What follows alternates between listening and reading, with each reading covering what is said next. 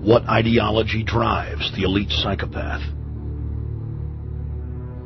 Since Plato's time, 2,400 years ago, state planners have openly proclaimed their desire to control every detail of the commoner's life. From breeding programs to mass extermination of undesirables, the dark dream has continued on for millennia.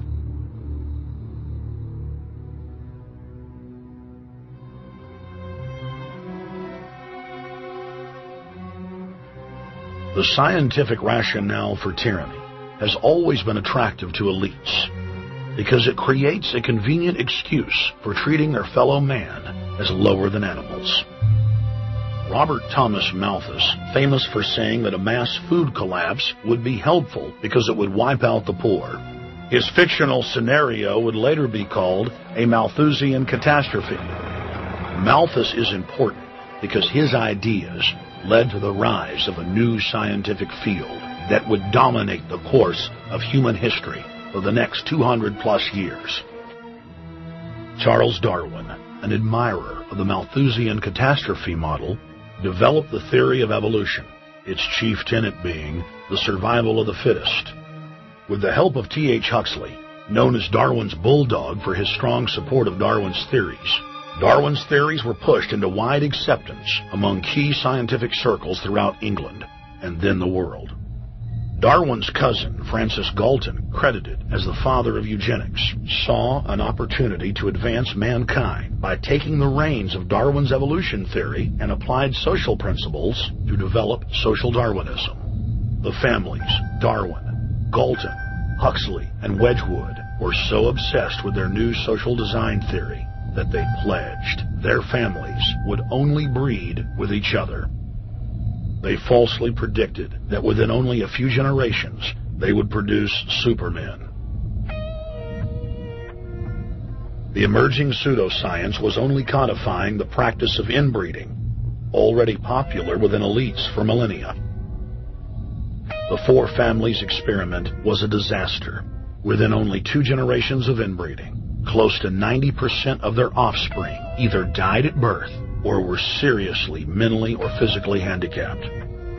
The moneyed class of the planet, and particularly the royal families of the world, who were already obsessed with breeding and filled with a predatory disdain for the underclass, seized on the new science and began aggressively enforcing its aims worldwide.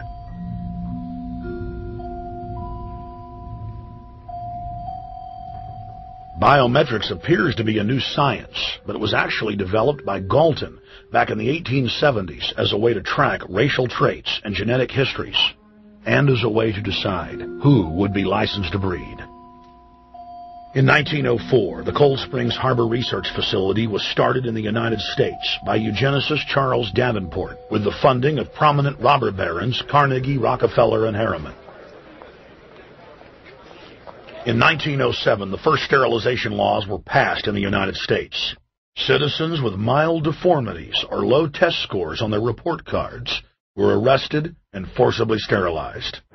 You're 17, aren't you, Alice? Yes, but what have you done with my folks? Well, we're trying to help them, Alice, and you too. They were taken to the hospital this afternoon. Hospital? Wasn't none of them sick this morning? We thought it necessary to present your family's case to the State Medical Commission. After an examination, they decided there was but one important action to take. To have your entire family sterilized. Why, what's that?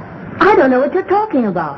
Now, in this state, we have a law which provides for such people to have an operation so there won't be any more children. I see.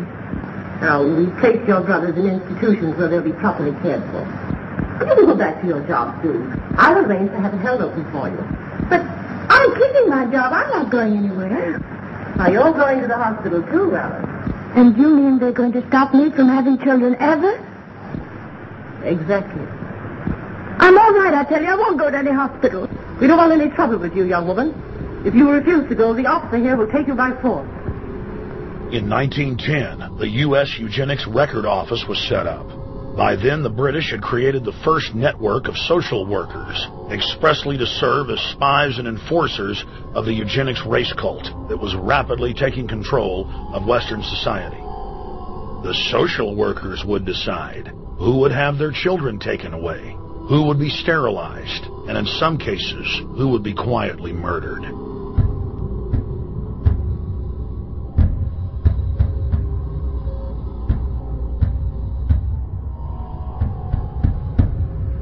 In 1911, the Rockefeller family exports eugenics to Germany by bankrolling the Kaiser Wilhelm Institute, which later would form a central pillar in the Third Reich. At the 1912 International Eugenics Conference in London, eugenics becomes an international craze and gains superstar status. The futurist and best-selling sci-fi author H.G. Wells had studied biology under top eugenicists and was spreading the new faith worldwide. In 1916, H.G. Wells' lover, Margaret Sanger, starts her promotion of eugenics in the United States. In 1923, Sanger receives massive funding from the Rockefeller family. Sanger wrote to fellow eugenicist Clarence J. Gamble that black leaders would need to be recruited to act as frontmen in sterilization programs directed against black communities. In 1924, Hitler pens Mein Kampf, or My Struggle, and credits U.S. eugenicists as his inspiration. Hitler even wrote a fan letter to American eugenicist and conservationist Madison Grant, calling his race-based book, The Passing of the Great Race, his Bible. Hitler developed the plan for mass extermination of the Jews and what he called other sub-races, as well as the handicapped, from Grant. By 1927, eugenics hit the mainstream. The so-called science was aggressively pushed through contests at schools, churches, and at state fairs.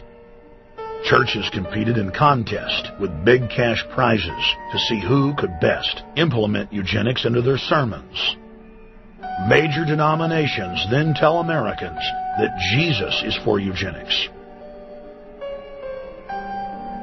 That same year in the United States, more than 25 states passed forced sterilization laws, and the Supreme Court ruled in favor of brutal sterilization policies.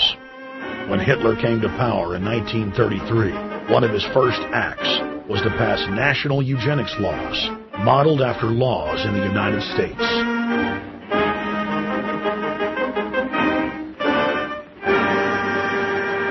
The 1934 film Tomorrow's Children brought the eugenics agenda to the silver screen in the United States.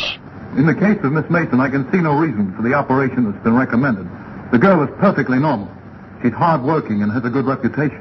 Do you know anything about her family background? Oh, yes, Your Honor, I do. There are several other children, aren't there? Yes. What is their condition? One is a cripple. Two others might be classed as feeble-minded. Isn't the oldest son in jail? Oh, yes, I believe so. And knowing all that, you still contend that this girl should be allowed to bring more people like that into the world? She's sound, Your Honor. She's not anything like the rest. Surely she should be given a chance to work out her own salvation. I can't agree with you, Doctor. Suppose she is normal. The chances are that her children will inherit the family taint. Isn't that possible? But, Your Honor, I'm sorry, Doctor. 3 generations of unfit are enough. Petition not allowed. By 1936, Germany had become the world leader in eugenics for taking effective actions to sterilize and euthanize hundreds of thousands of victims. The big 3 of American eugenics, Davenport, Laughlin, and Goethe, were dispatched by the Rockefellers to Germany, where they advised the Nazis on the fine-tuning of their extermination system. With the strong support of the U.S. and England, Germany had gone over the edge, and tens of millions would pay with their lives. At the end of the war, the Allies protected from prosecution the very Nazi scientist that had tortured thousands of people to death. The Nazi brand of eugenics had embarrassed the elites, but they had no intention of stopping their plans. The Allies literally fought with each other over who would get top Nazi eugenicist. It didn't matter if the SS doctors had tortured tens of thousands to death. They were free to go. The Angel of Death, Joseph Mengele, and his boss, Ottmar von Verscher, were not prosecuted, and von Verscher even continued his work in Germany after the war. eugenicists were angry that their great work had been exposed. They then scrambled to camouflage their agenda. Eugenics Quarterly became Social Biology. The American Birth Control League became